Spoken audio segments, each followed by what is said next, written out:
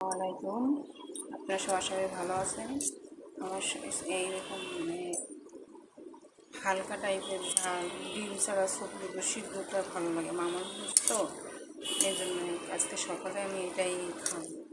আমার এটা খুব ফেভারিট জিনিস। জানি না আপনাদের কেমন লাগবে, আপনারা বাসায় ট্রাই করে দেখতে পারেন। আমার মতন যে এরকম আসলে সবদিন তার ভাত খেতে ভালো লাগে না, এই জন্য এটা এখন খাবো না, একটু পরেই খাবো। এখন একটু রুটি আজকে আলু ভাজি বানিয়েছি তো এই জন্য আর কি আপনার এই যে একটা রুটি দিয়ে আলু ভাজিতে খাচ্ছি।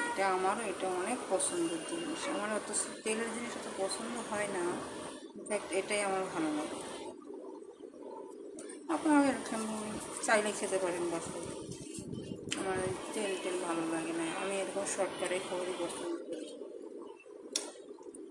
খাবারটা পছন্দ হবে না